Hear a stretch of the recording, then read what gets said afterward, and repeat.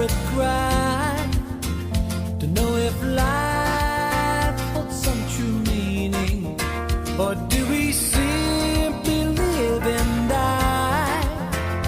Earthly pleasures and possessions leave the sinking spirit dry. In each heart there is a longing, only Jesus satisfies.